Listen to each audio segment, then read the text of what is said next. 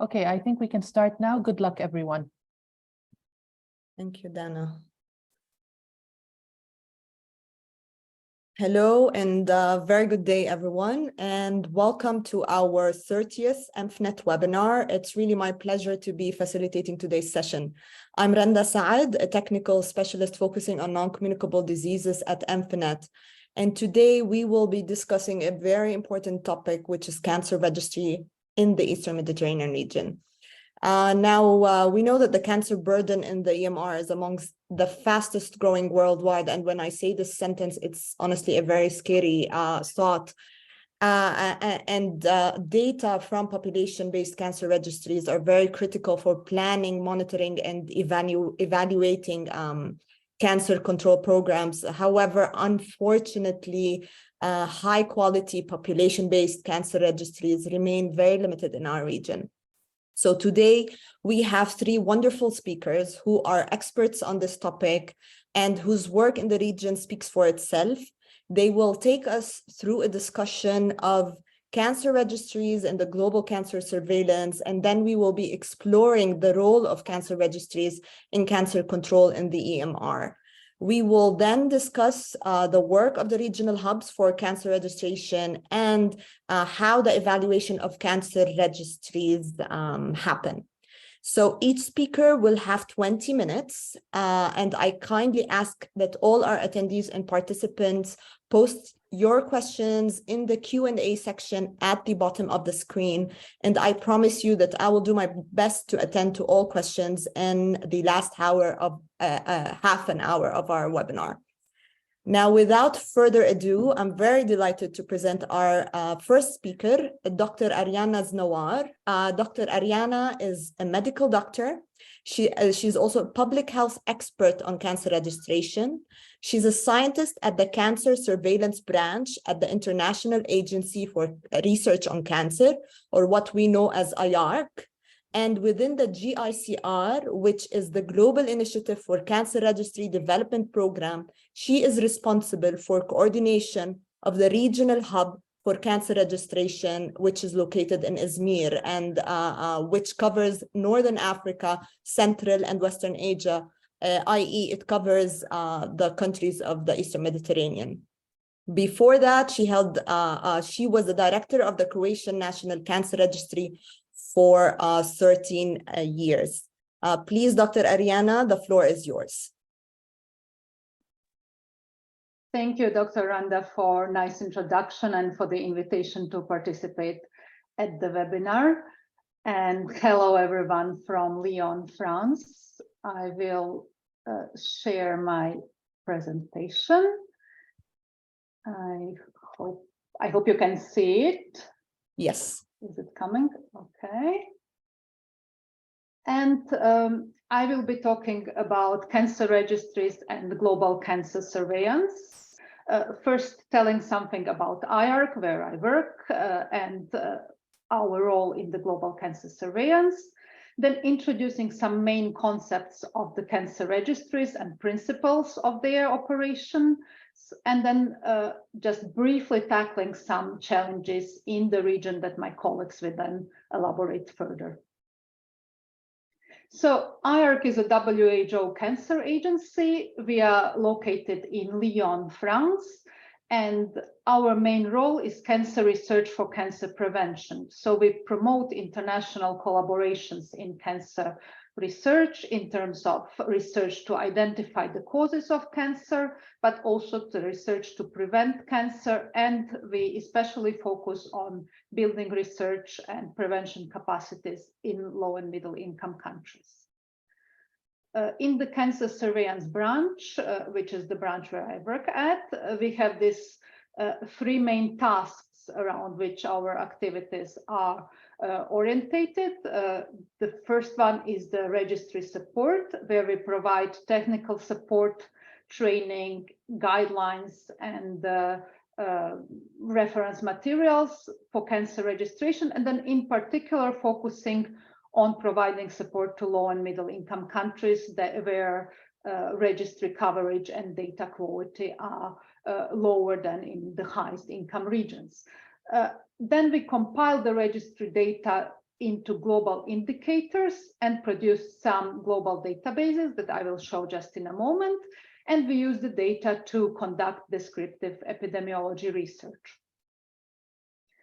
So this is one of our main publications and also main source of the cancer registry data worldwide. It's called Cancer Incidence in 5 Continents. It's the 5-year publications with the compendium of comparable data on cancer incidence. So all the data published in it's the book, but the book is getting bigger and bigger. So it's also on the website. You can see the link here.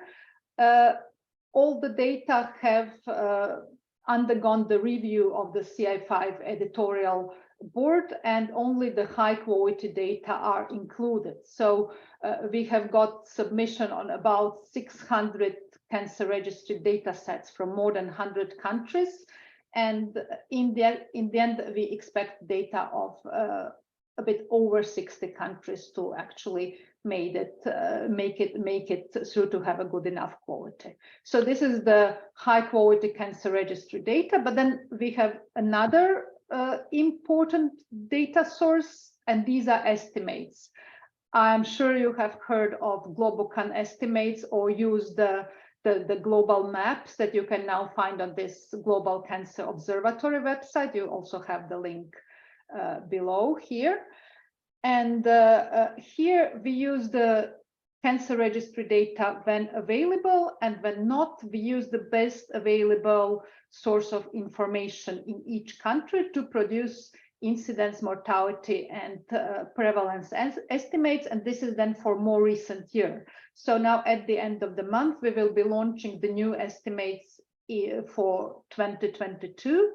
And these are then for 185 countries for 36 cancers. And then you can also group data by sex, by age, by cancer, and produce different graphics, as you can see on the website. And why is it important to estimate the burden for each country? This is exactly so that we could then estimate the global burden and also burden by region, as it was reflected, for example, for Eastern Mediterranean region, and have also the idea of the future projections and growth.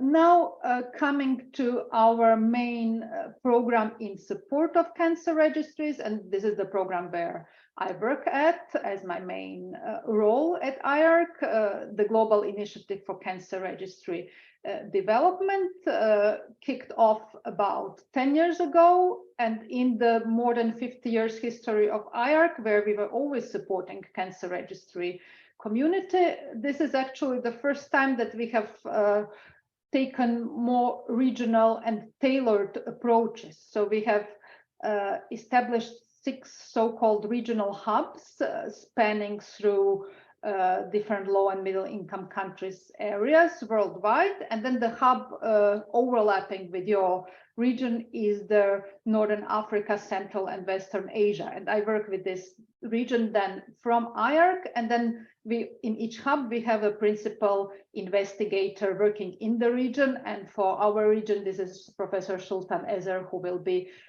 talking to you just briefly after me. And we work at the global, regional and country level. So Sultan will talk more about the regional activities with the hubs. And then in terms of global activities, I invite you again to look at the website to see what are the activities and what's going on. And then one very important announcement is that we have prepared the e-learning modules, like the whole e-learning course on cancer registration with different modules, which will be launched in several months' time. And then in this presentation, I will also be using some slides from these modules. So I think this will be a really important resource for cancer registries worldwide, and it will be available free of charge for everybody to attend according to their interests. Okay, coming now to the main concepts and definitions. I will just highlight several important aspects, as the time does not allow to go in further detail, but just to maybe reiterate the definition. A population-based cancer registry is a surveillance system to collect, store, manage, analyze, and disseminate information on the occurrence of cancer in a defined population. So I think here the important element that it's ongoing, so you need to have continuous data to be able to differentiate what is incidence, who are the new cancer cases, and thereby then obtain this indicator of cancer incidence rates by type of cancer for the defined population. There are some other types of cancer registries. So two main types apart from population-based are hospital-based and pathology-based cancer registries. And they focus more on the hospital population, patients treated in a hospital, or patients diagnosed by laboratory diagnostics. And this is always just a subset of a given population. So only a population-based cancer registry can actually provide us with information on the status of cancer incidence in a target population, and thus be used to plan, monitor, and evaluate cancer control activities. When we look here at the continuum of cancer control and the measures that we can use to which are critical to evaluate and monitor each stage, you can see here that incidence and survival by cancer type and stage can be obtained only from population-based cancer registries. And then if you maybe had the chance to look at some different survival data from different series, you will see that hospital data are always different than population, because it's always, again, a selected subset. So this is really the critical role of population-based cancer registries to provide this information. When planning a cancer registry, there are several components to think about: definition of target population, then staff requirements, staff training, physical location of the registry, office space, annual budget, and then preparing a budget and planning for sustainability, because cancer registry is not a project. It has to be sustainable, because data need to be registered continuously, exactly with the purpose to be able to differentiate them with the incidence data. Then meeting regulatory and legal requirements, which is particularly important to get access to the data from different data sources. And then last but not least, establishing a governance structure. So I will just reflect on several of these points that come as a very frequent question. One is the choice of the population, the target population for a cancer registry. And then frequently there is a question of whether to choose subnational or national population. And then many countries usually aspire to have national cancer registries, but for a very big country, it can be very difficult.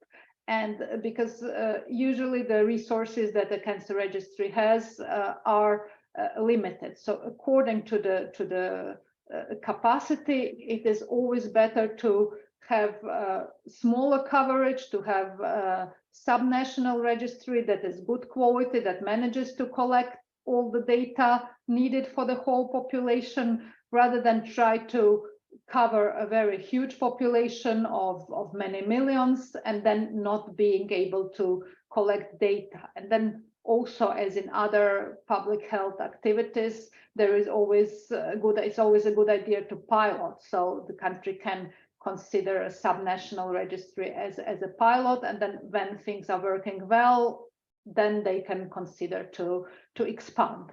And the same principle is also valid with the variables that the registry is going to collect, because we only have about 20 basic variables needed for a cancer registry, and it's better to collect these 20 for complete target population than to complete 100 variables for some people and then completely nothing for the others, and so on. So it's always, the quality is always preferable over coverage if there, and then there is usually a trade-off.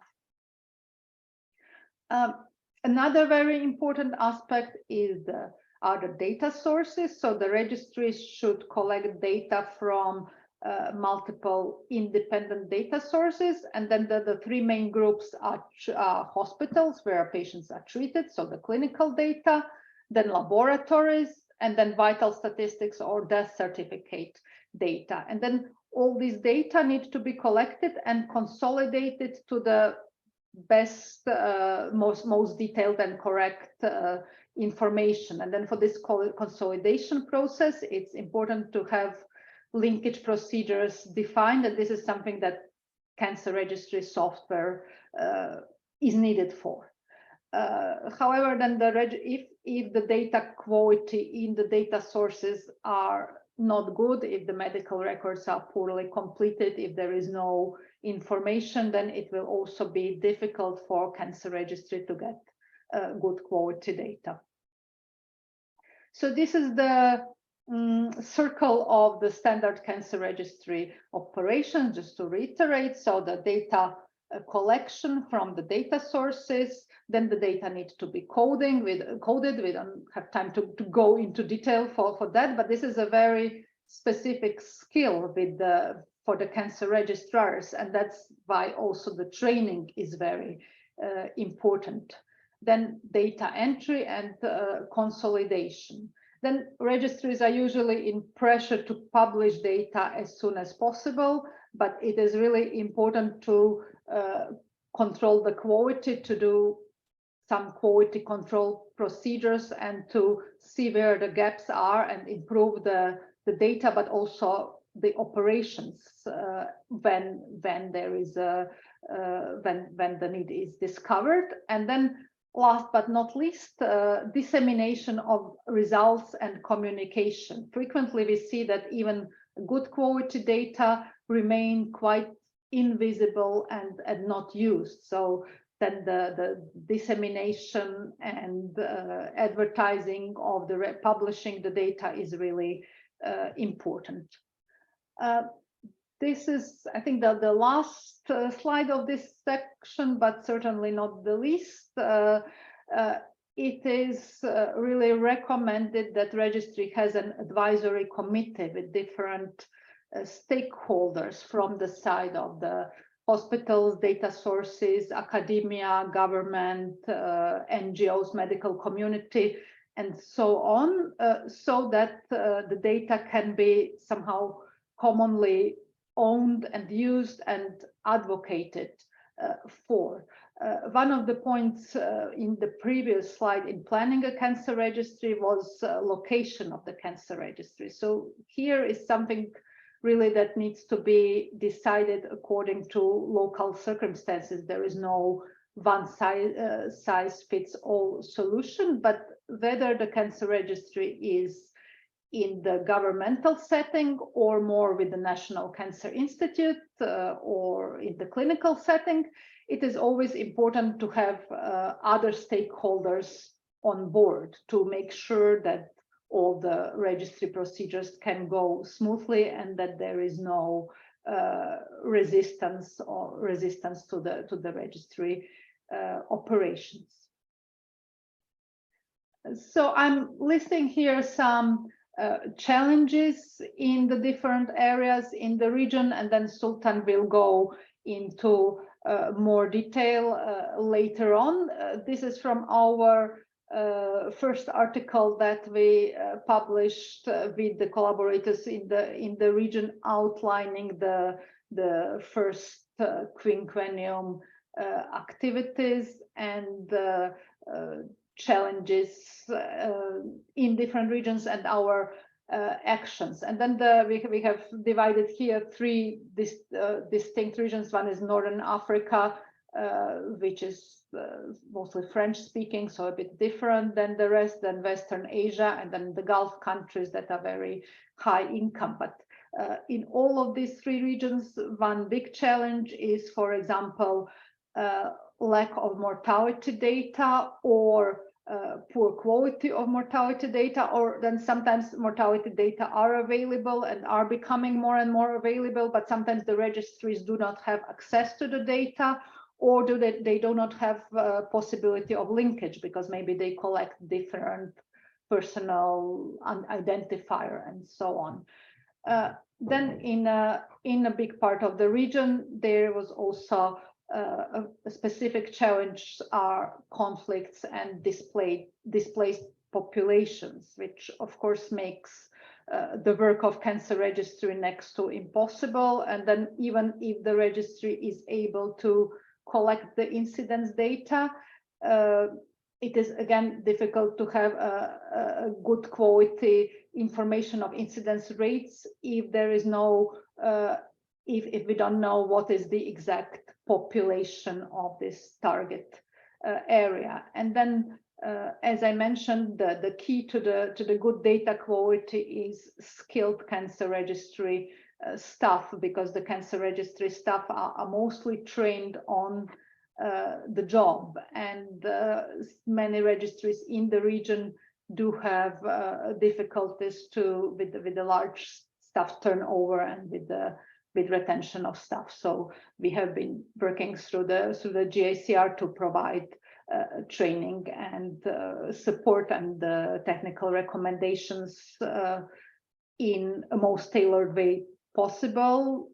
Sultan will talk a bit more about that, and I would hereby then finish my talk. This is the acknowledgement these are the partners who provided support for the e-learning series that will soon be launched. And then here in the right bottom corner, this is the core GICR team at IARC. You can see again the website and Twitter handle. And then you can see that we are very few, so we are then very happy to have during our work in the last years built a big network of regional trainers, so-called GICR net. So looking at the website, you can also take a look at the regional trainers, and you will have about 100 experts with for different regions and for different subject areas, and you can also ask them a question via website if you have a specific query. So thank you very much, and I will be happy to answer the questions later. Thank you, Dr. Ariana, for this overview of population-based cancer registries and how they function, including some of the challenges that face the upkeep and the quality of these registries. And you said you are a few, but I think having these regional experts and trainers all over the world helps with what you described as the sustainability of the trainings and the capacity buildings that the partners are trying to keep and maintain in this region and in other regions. Now, next we have Dr. Ibtihal Fadil. Dr. Ibtihal is a physician and a public health specialist and is the founder and the chair of the Eastern Mediterranean NCD Alliance. She has held several academic and clinical positions in various countries in the region and abroad, and has served as an NCD regional advisor at the WHO. There, she built and strengthened the national cancer registration programs. During her time at the WHO, she published a number of articles on cancer profile and cancer epidemiology in the region, along with national managers from a number of countries in the EMR. Unfortunately, Dr. Ibtihal will have to leave us. She has, I highly appreciate giving us some of your time. She has another meeting that she needs to attend. So if anyone has any question to Dr. Ibtihal, please type them now in the chat box, and she'll give us a few minutes to answer these questions after her presentation. Please, Dr. Ibtihal, go ahead. Thank you very much. Thank you, Dr. Rand. And I would also like to congratulate Amfnet on the having this series of webinars, and also to provide us with the opportunity to talk about cancer registry and cancer in the region. First, I would like to say a few words about the Eastern Mediterranean, because you have introduced me as the chair of the Eastern Mediterranean NCD Alliance. It's a regional chapter of the Global NCD Alliance, and we work with in the area of cancer, prevention of non-communicable disease and control, including cancer. And we have over 35 network of civil society from the region who are working in this area of non-communicable disease, including cancer, as well as their risk factors. So today I will focus on the critical role data plays in the informing cancer policy plan formulation, as well as in the monitoring the progress of cancer program in the region.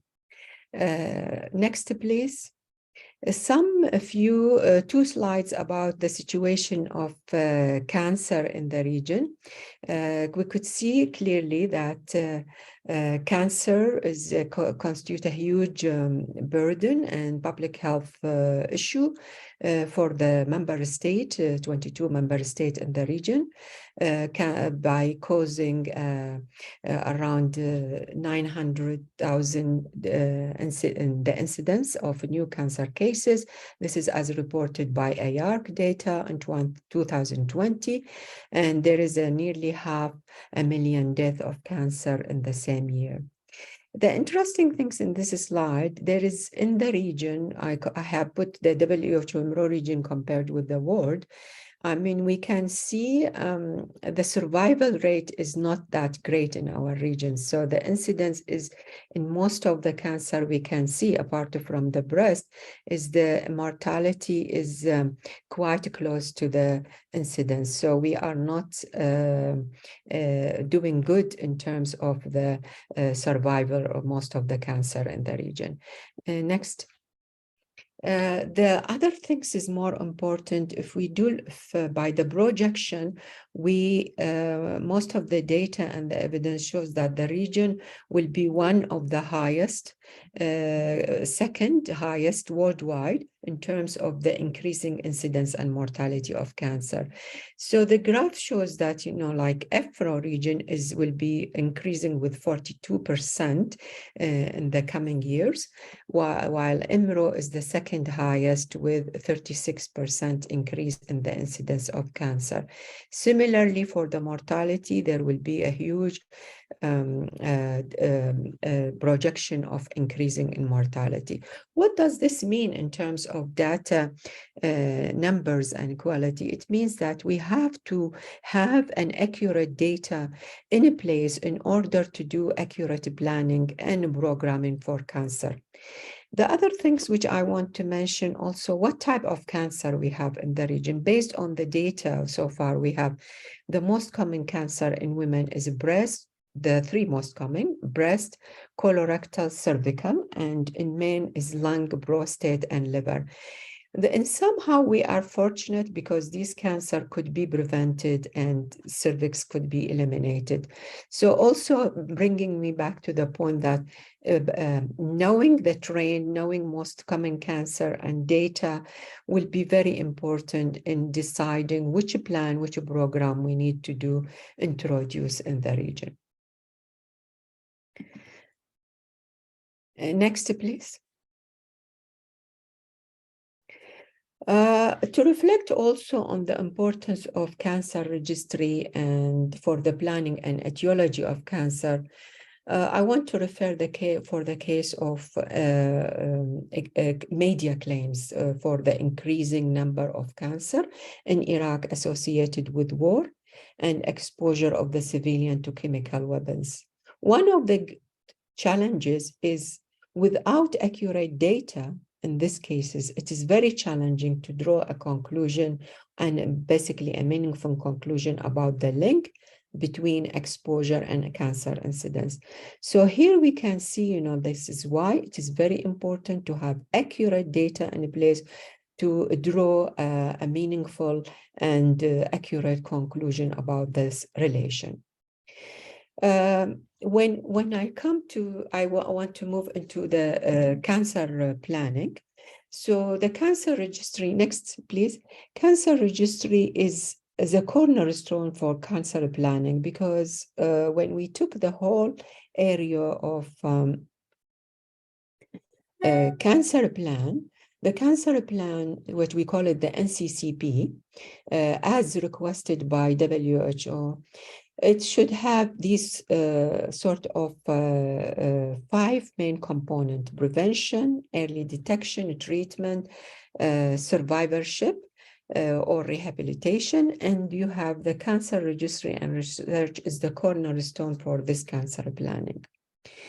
In each area, ideally for for the cancer prevention, it is very important to have data related to what are the most common risk factor on a national level.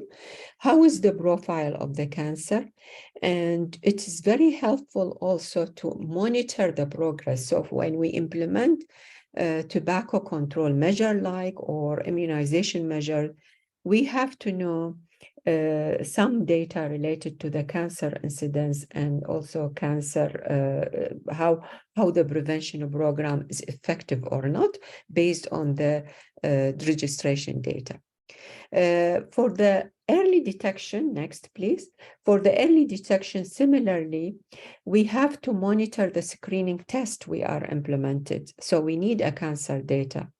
We have to identify and understand how the screening are implemented in the population, or especially whether the underserved population is covered or not covered, and also monitoring and evaluation. Like most of the country who are implemented breast cancer screening program, still they are not currently monitoring the program effectively to see the outcome of these breast screening programs. So having a data in place is very important, and this is part of the cancer registry.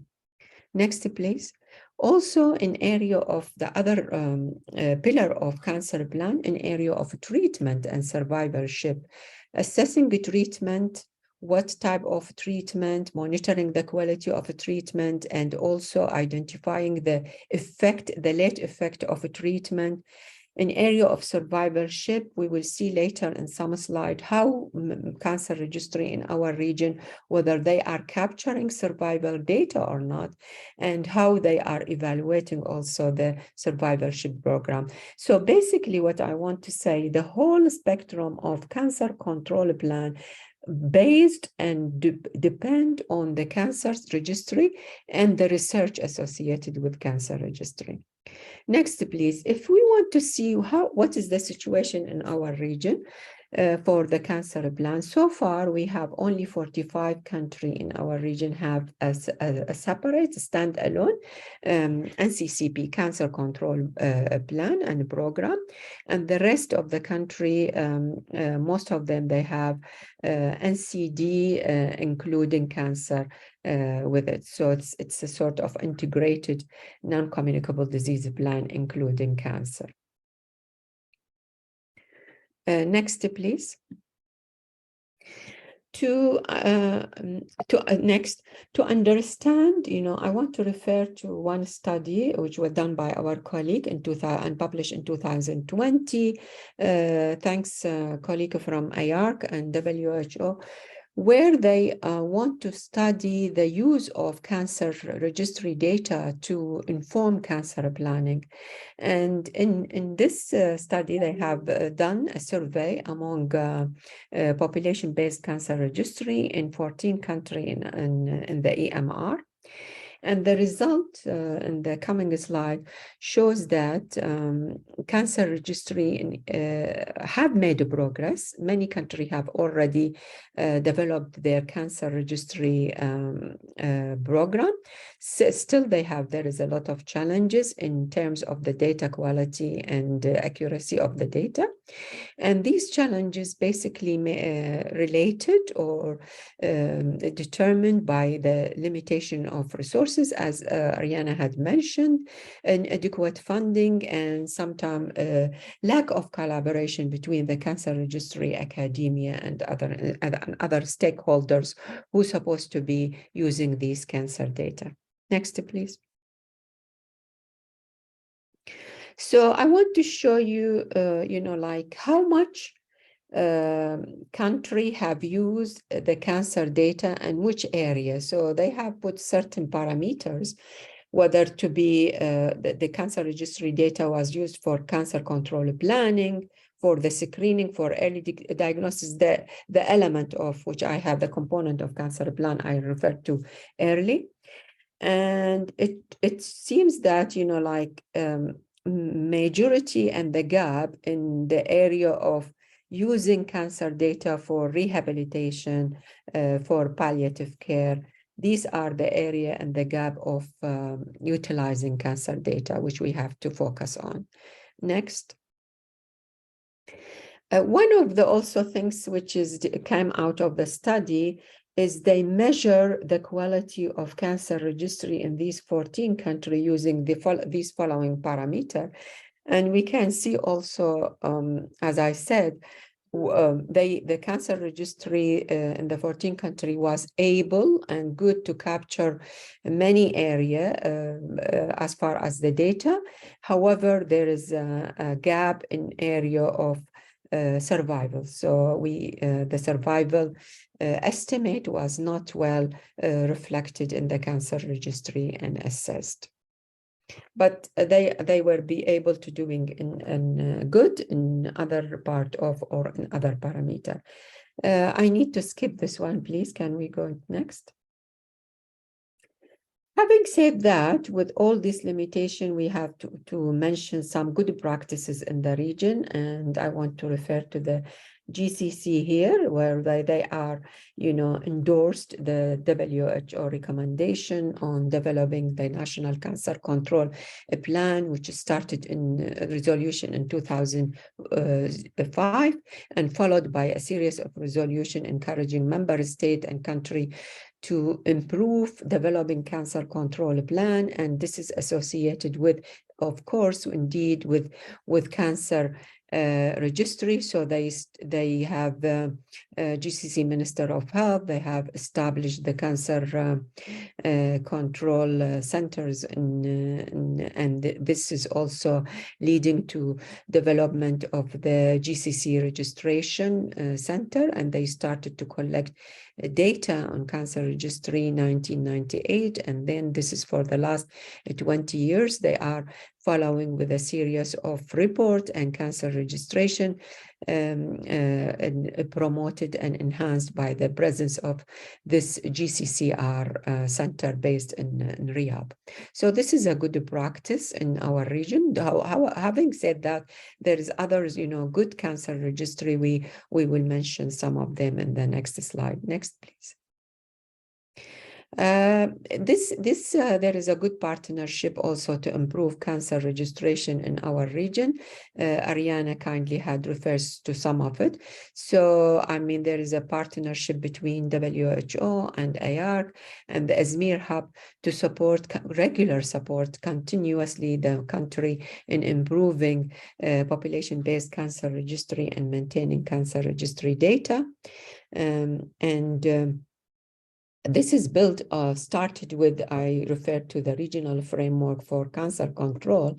This regional framework is like a roadmap helping country to design their national cancer program as well as cancer registration in their country. So this regional framework is supporting country to develop more their cancer program and registration. And we have so far several countries with good examples. They have included their data, cancer registry data, and the cancer in the five continent.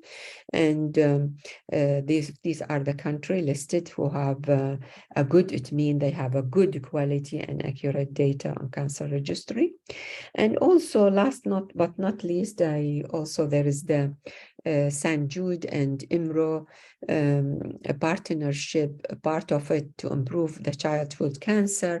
And also some of the country have used that project to improve their childhood cancer registration and the adult cancer registration in the country. Next, please. So I want to add with some solution, because we talked about challenges and we talked about some good practices in the region, but we also have, there is a lot of solution and there is a lot of tools available, and there is the evidence there to the importance of using cancer data, but still we have some challenges in this area. One of the main challenges, I think, is lack of awareness from the health planner, policymaker on the importance and the need of use of this cancer data. Because even, with the good cancer registry, still there is a limitation of use this data and to inform the screening or to inform the treatment.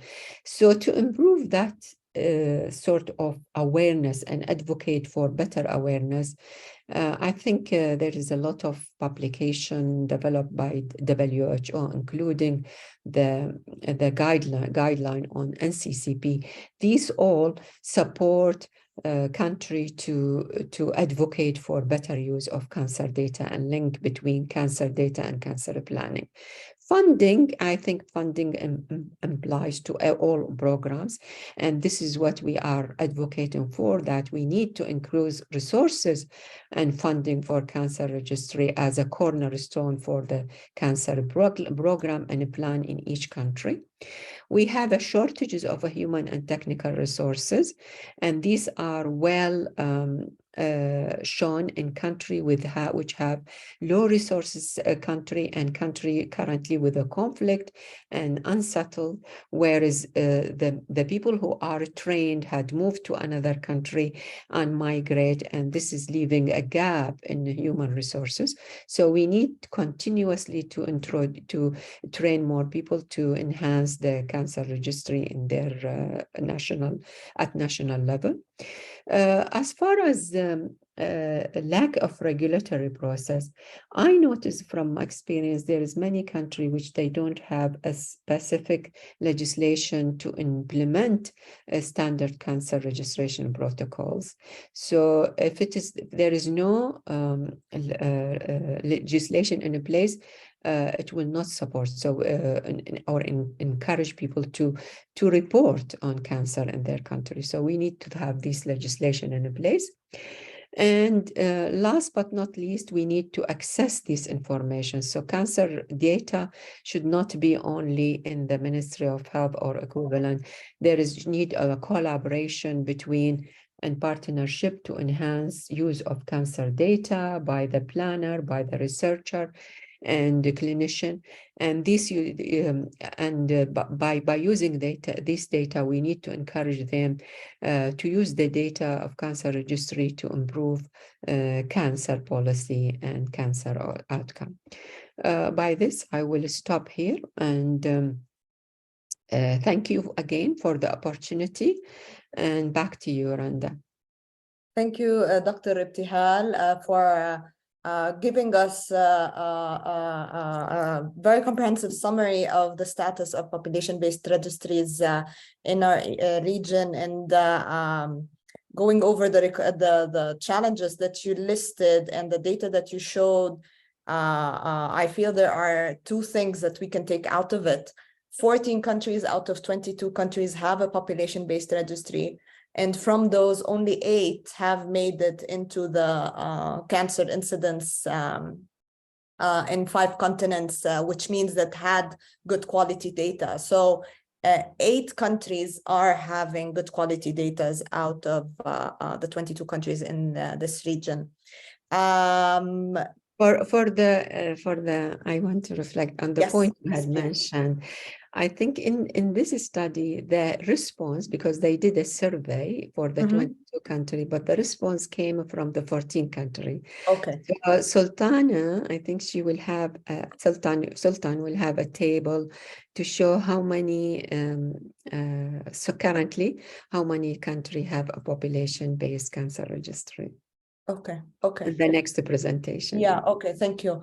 Thank you for clarifying this. Because I said we had improved, like Yes. many countries now have a population-based cancer registry. Yes, we have a question that was directed to you in the chat box. And the question is, could you please explain the higher incidence and mortality rates found in the world compared to the Eastern Mediterranean region? Don't you think the underreporting could potentially account for these findings? Agree completely. I mean, since we are talking about incomplete and inaccurate in most of the country of cancer registry and deterioration of cancer registry because of the conflict and war. So we are expecting, underreporting of cancer registry. This is one. On the second point, in our region, always evidence shows that we are lower. So currently, we are lower compared with other, like industrials or developed country in terms of cancer incidence. However, we are comparable in terms of mortality, which this reflects that treatment is not good and the survival is lower. So we don't have a good treatment and health system to accommodate currently for this, even the low incidence of cancer. And the second point that we are going to have a higher projection of incidence of cancer because of the aging population and because of the current trend of the risk factor now with the tobacco and other risk factor, obesity, and so on. So we are giving a red flag to the health system that this is not the situation. Even if you are having a low incidence now, you have to account the future increase in the incidence of cancer. While most of the developed world, you could see, like with the improved treatment and so on, they have lower incidence of mortality and cancer. We are on the other side. We in Afro region, we are going on in a higher trend. Yeah, thank you. Another question is, it is quite common now to have cancer patients seeking management in other countries. Is there a mechanism in place to capture these patients through regional collaboration? I think this is a very good solution. I mean, I was, while listening, I was thinking of, like Syria, Iraq, Yemen, Sudan. People, they have to go outside to Egypt or Jordan or Lebanon to seek treatment because of less resources and less facility. So regional collaboration, yes, this is very, very good solution and possible to capture these cases. However, we would like to promote, like the accountability of the national registry to count on these cases because they have to capture them somehow, like in one stage of the cancer, and whether it will be in the death or it will be during the treatment cycle. But this is also a possibility. Yeah, Thank you for raising this one. Yeah, thank you, Dr. Faris raised this question, very important, or actually a suggestion. I'll take a final question before we move to our third presentation. The question is there any registration programs in conflict areas? You mentioned the high rate of cancer in Iraq. Can we find the same in Syria or Yemen if we have registries there? Syria and Iraq, they used to have a cancer registry, which is a good one. But now with the movement of the people and displacement and so on, I think Ariana and Sultan, they had training people, visited Iraq and trained people there. So they might be able to reflect on this question also. But there is a limitation in current registration in Iraq specifically, which need to be improved, and people are doing their best to improve the cancer registry. So definitely, I mean, as the health system has some gap in it currently because of the migration and destruction of the health system, you will expect the cancer registry will follow the same.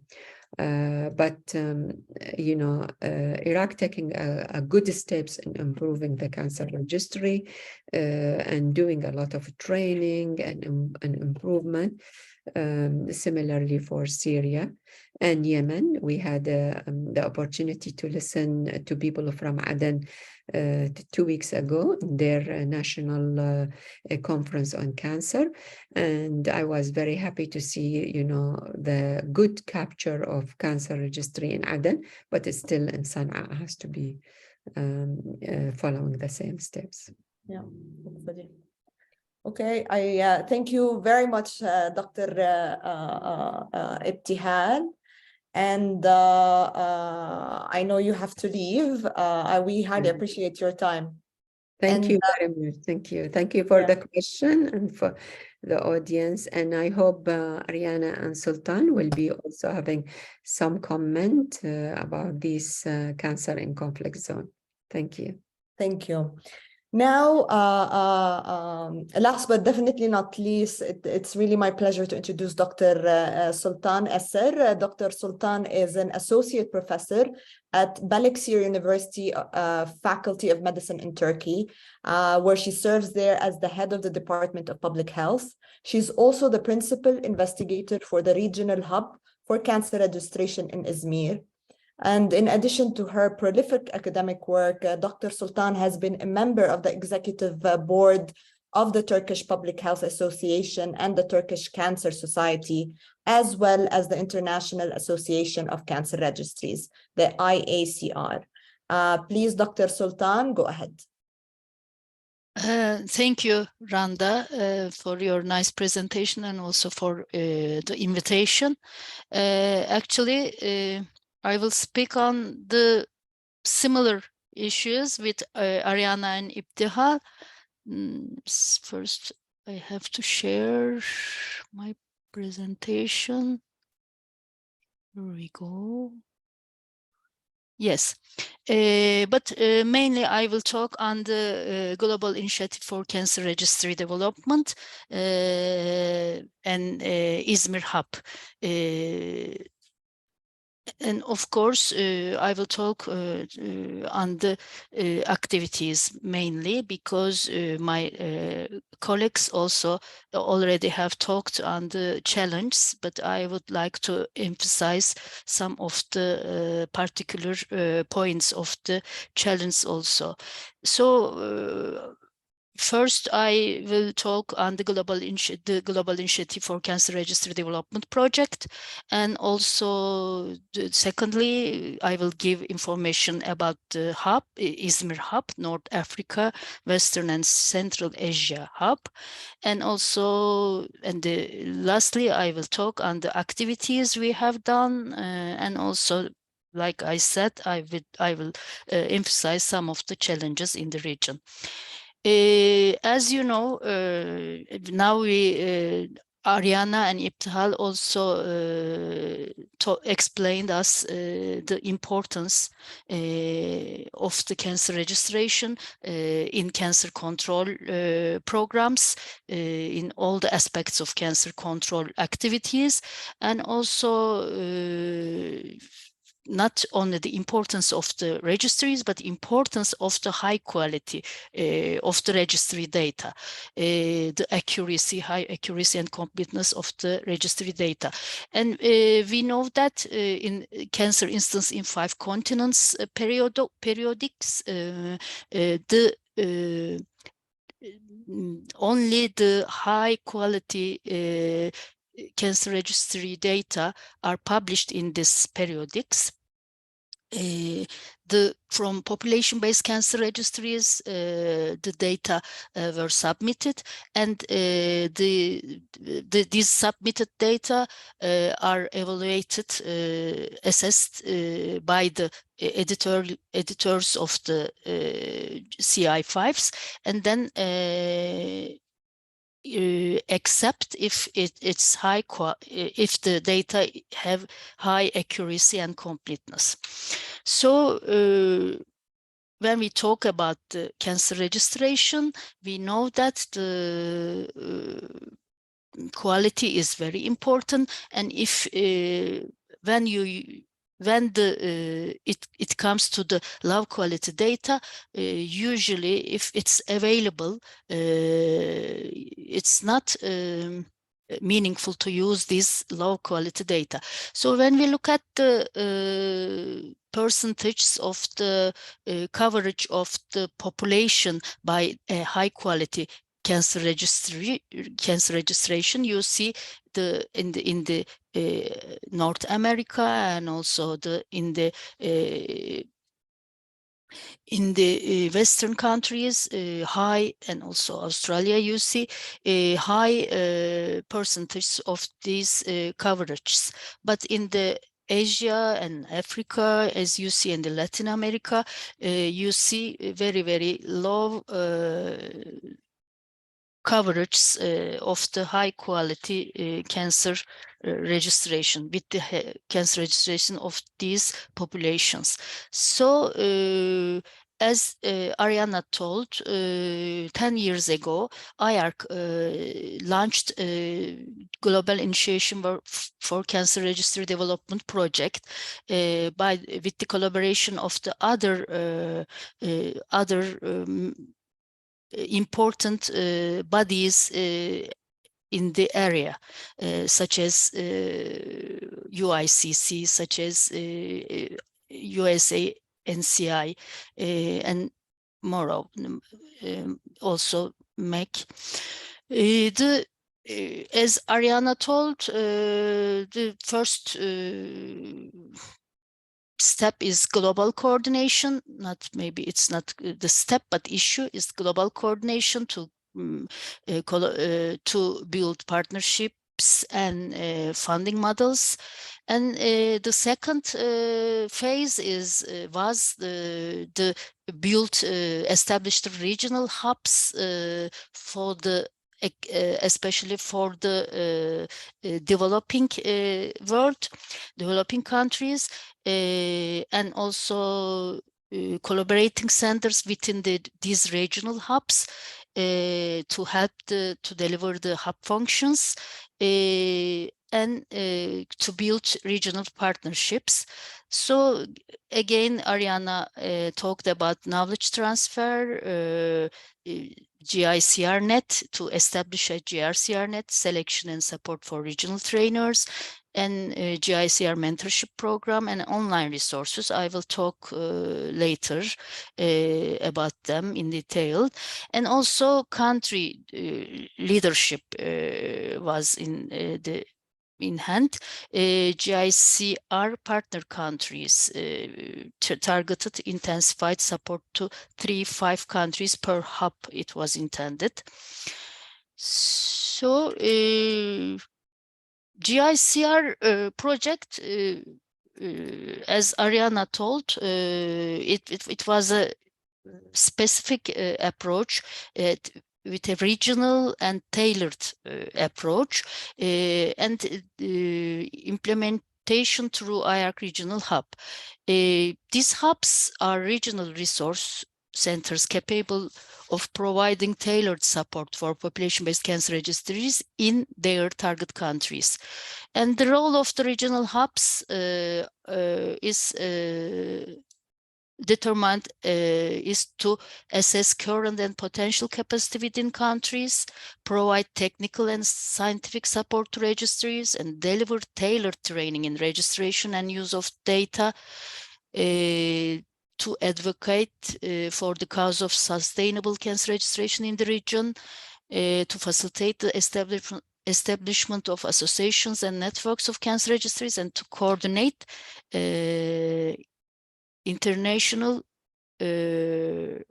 research based on the disseminating data. Sorry. So 6 hubs are built in within the GICR project, as you see, and the Mumbai hub was the first one, and the Izmir hub for Northern Africa, Central Western Asia region is the second hub and established in 2013. So in the hubs roles we can group in 4 classes, the hubs roles, which is training, prepare and provide tailored training programs, and also direct support for giving direct support, technical support, for instance, about the CANREG. CANREG is a software for cancer registries. It's provided by IARC. And also advocacy and networks, to build networks, and also to facilitate the cancer data to be used in cancer control activities. And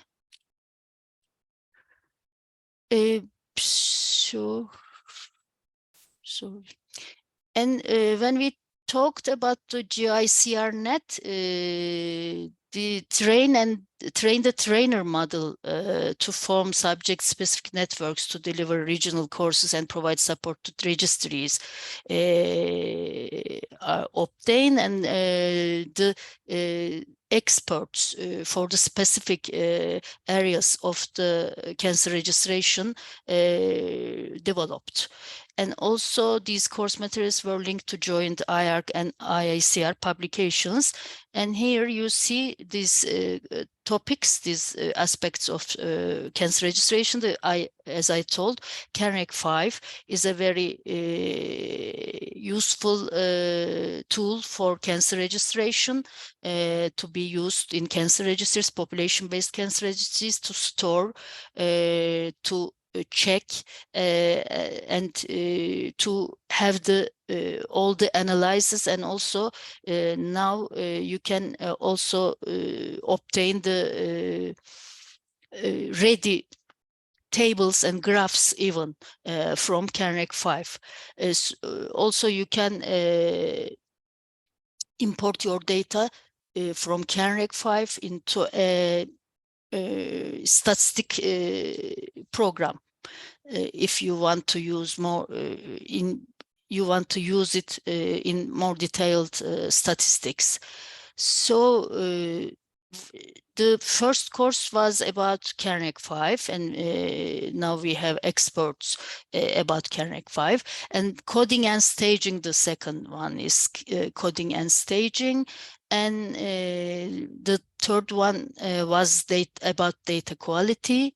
And the fourth one is about data analysis. And the last one is on childhood cancers. And yes.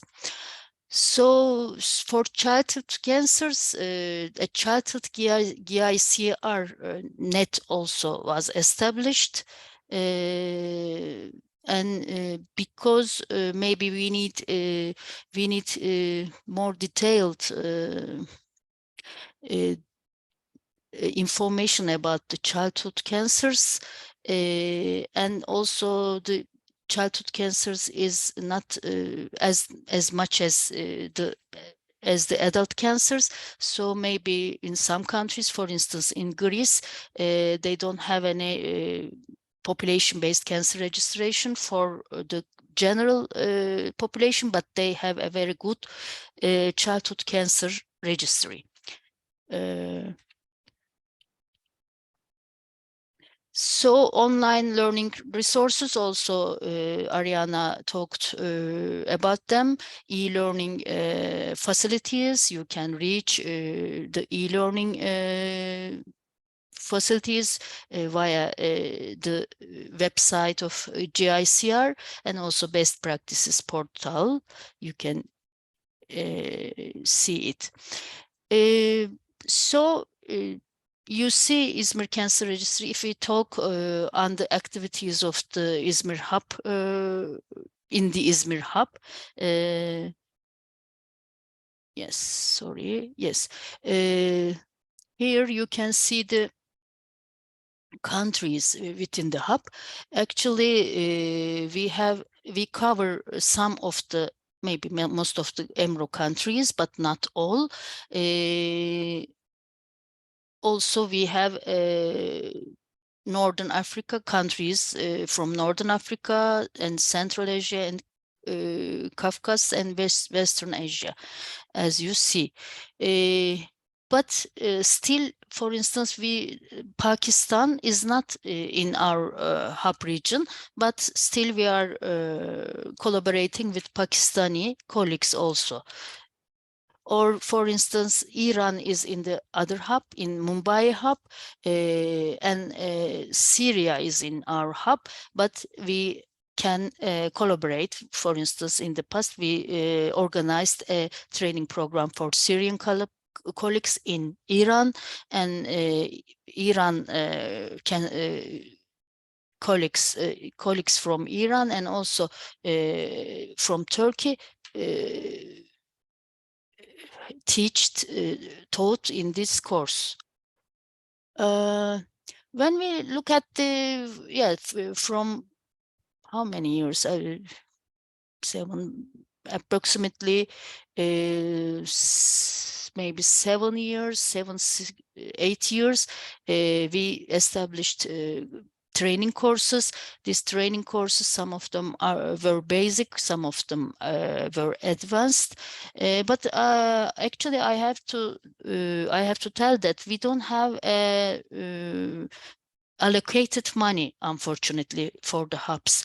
Usually, if we need, when we see need in the region, of course, there are a lot of needs in the region, and we are trying to find a fund to support our activity. So yes, some training course and training visits, and also we hosted visitors from the other countries, from cancer registries in Izmir hub. Some of them were 1 week periods, and some of them were 1 month. For 1 month period, we hosted them. Yes, as I told you, we organized a course for Syrian team in Iran. Also, we have consultancy visits to, for instance, Oman, Northern Cyprus, and also we had site visits. Actually, we visited almost all the countries except a few, almost all the countries, and we also prepare reports after these site visits, and we generate specific recommendations following each visit. Also, we participated the NCD surveillance workshops, missions also.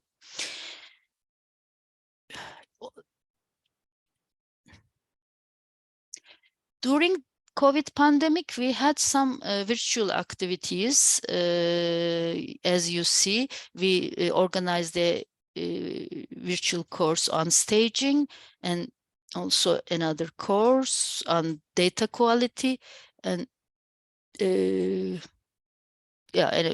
another course on the cancer registry training to strengthen cancer surveillance in EMRO, again with collaboration of EMRO. And also the launching of the child GICR and the course about the childhood cancers, actually it was an online course again. When we look at the availability of the population-based cancer registries in the region, we see that actually approximately almost in all the countries there are population-based cancer registries. I can say that you see here and also here, almost in all of them, maybe in the initiation phase or maybe in the advanced phase, we have population-based cancer registries almost in all of the countries. But when it comes to the quality,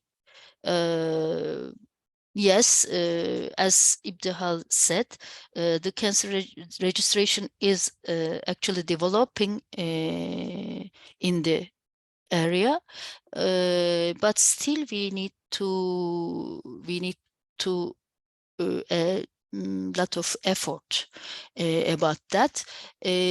Now here you see the countries, cancer registries who had published their data in the cancer instance in 5 continents from the very first one. And as you see, the Israel is the sustainable continuing data, published data in each at each cancer instance in 5 continents. And also you can see the sustainability as we talked before. The sustainability is very important because cancer registration is not only a project, ad hoc project. It has to be continuous, sustainable. And you see here, for instance, from Kyrgyzstan, in the 6th volume of the GI5C,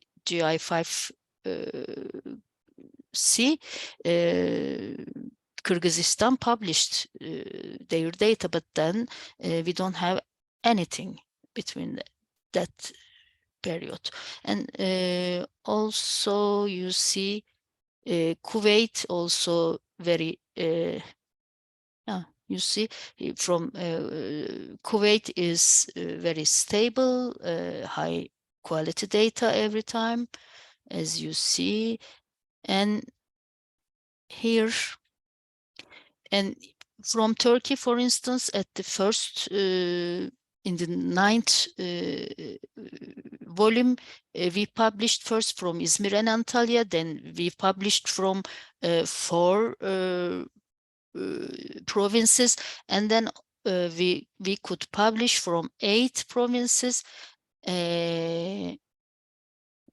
Yeah, as you see, but here this is the new this is the submissions to CI 512.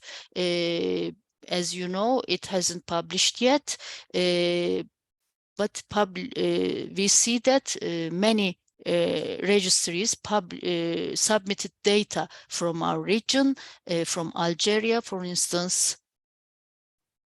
7 registries submitted, and from Morocco, Casablanca, and Rabat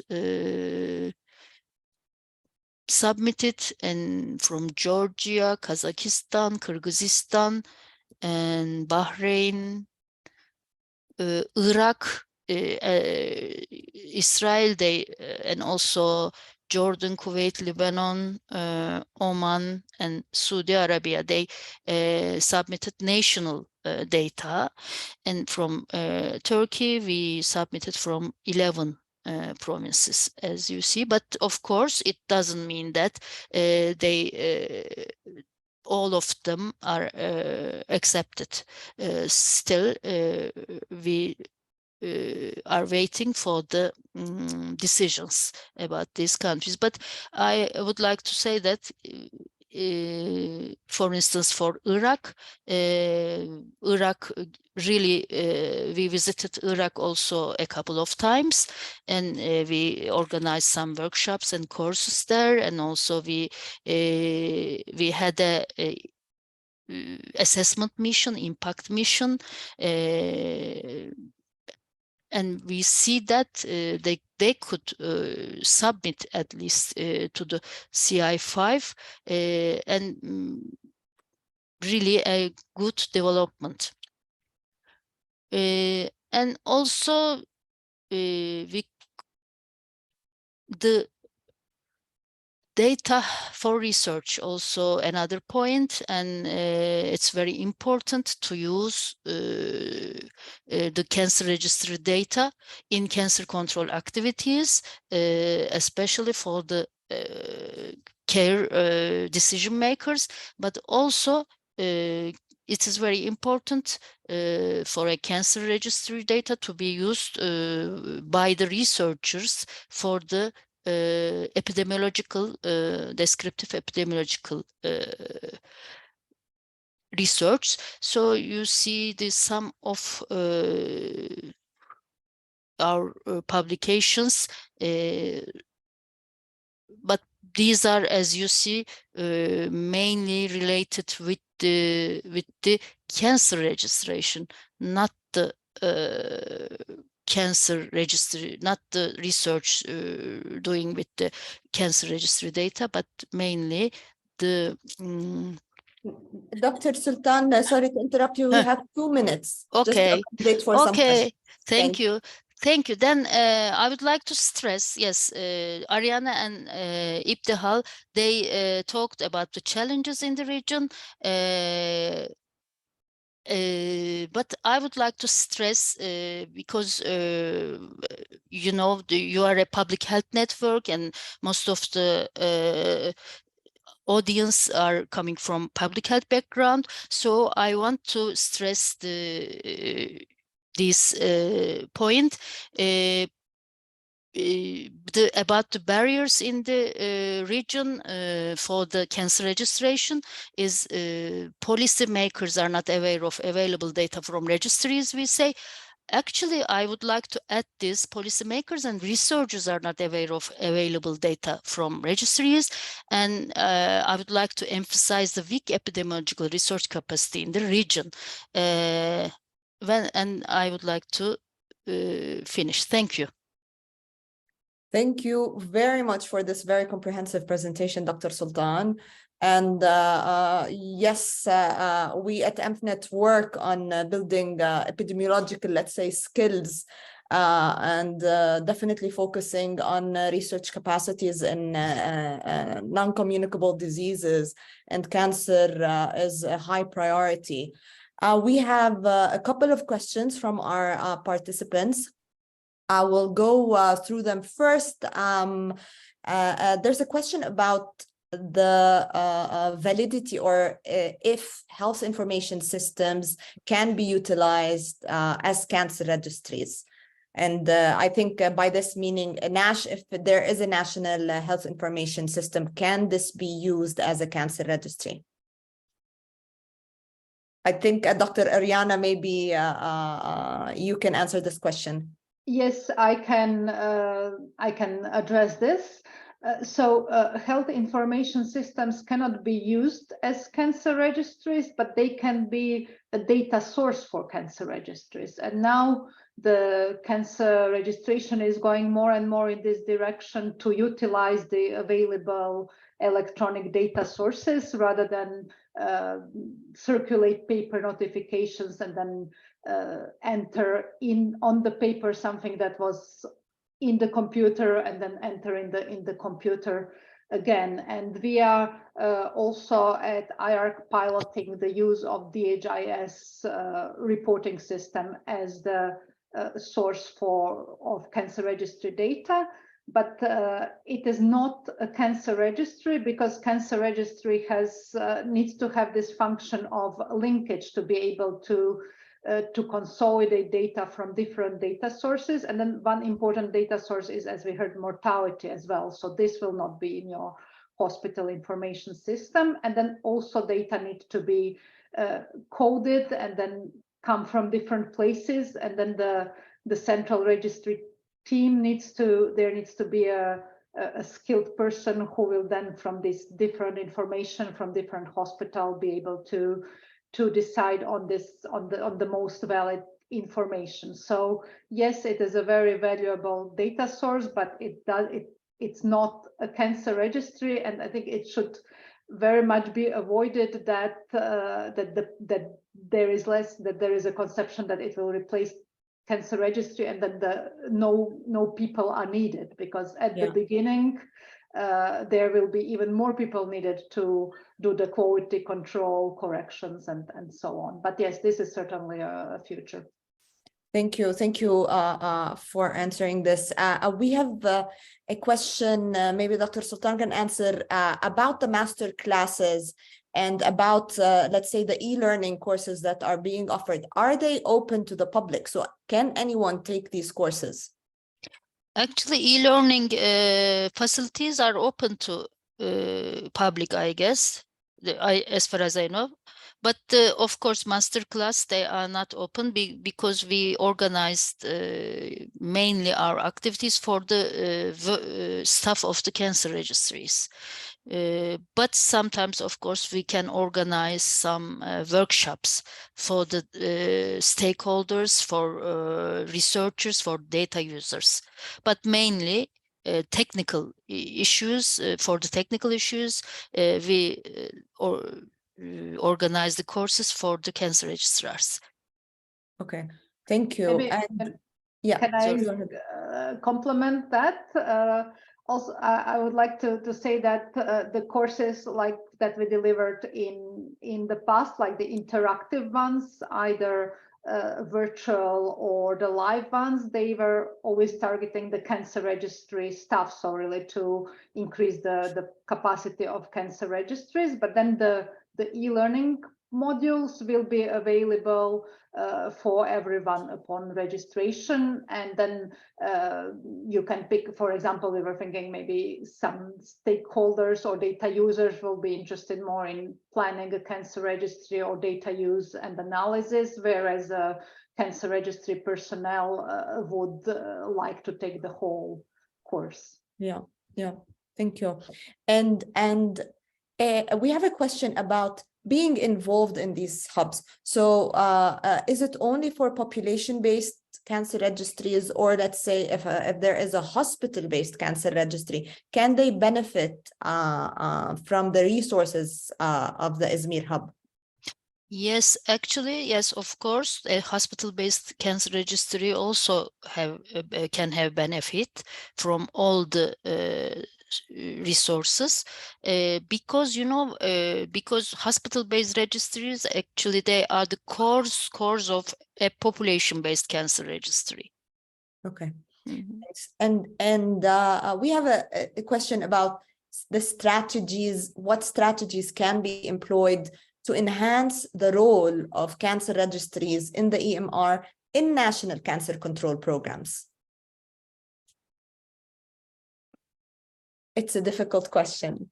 Yes.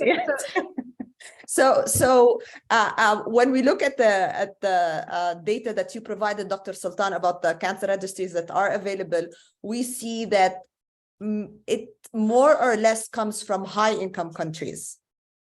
And this may be a limiting factor behind the problems that we are facing in other countries. But again, you see countries such as Iraq and such as Lebanon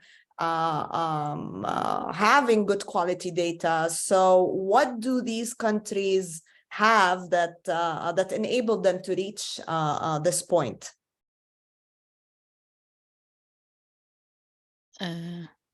Ariana, would you like to answer?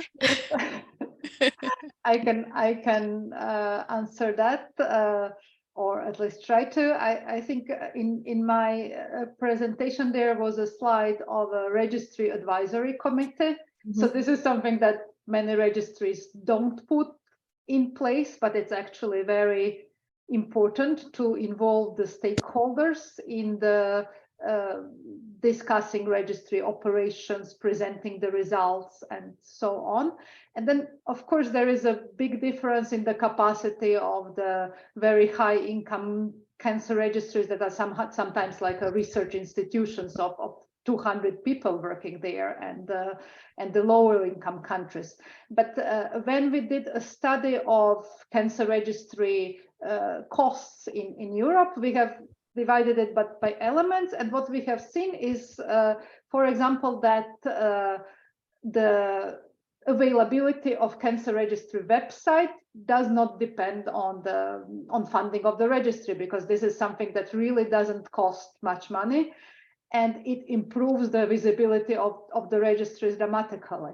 We have seen in the results of the survey that Iptikhal showed that of 14 registries, only 7 had website of the data. Yeah. And then even those that do have a website, it is frequently hidden somewhere, maybe in the Ministry of Health, Department X, Department Y, and the data, and then maybe even the clinicians who are among the main users and also data source for the registry data are not aware even that the registry exists. And of course, it's always an effort is always needed for in collaboration, in talking with other stakeholders, because just producing the data will not lead to their use. It's really based always on collaboration, as well as the just having a legislation in place will not make registry data but good quality. It's always the collaboration and common interest. Yeah, so to have access to data, to generate and synthesize information, and not just have data out there. Actually, I have a question myself with regards to national cancer control programs. I think this might have been a question to Dr. Ibtihal, but maybe you can answer it. So certain national cancer control programs are within an NCD integrated plan altogether. So it's for NCDs. And others, they have the standalone NCCP. Which perform better, having a standalone cancer program or plan, national plan, or having it integrated within an NCD plan? So yeah, this might have been for Dr. Ibtihal to address. We as cancer working within the cancer control framework, we would favor a separate cancer control program, but not maybe for the reason that it would be separate, but maybe that it allows for the more detail, because those that are example of the good practice are usually those that have the existence and the role of registry in monitoring and evaluation of cancer control activities specified, and then even those that really work are also where there is a budget attached. And then there was I think an overall evaluation of cancer control programs published some years ago in the Lancet Oncology, where that was actually the main difference, whether the program was successful or not, is whether it was more like a wish list or whether there was really a commitment and the funding attached to different parts of the program. Yeah. I'm gonna read just one final question or comment before we end our webinar. The comment says, cancer annual reports are full of detailed tables, but sometimes there's inadequate interpretation that help individuals convert this data into policies and actions. So they're suggesting that IARC and others may need to help or to train the concerned people by providing them the skills to convert data into policies. It's always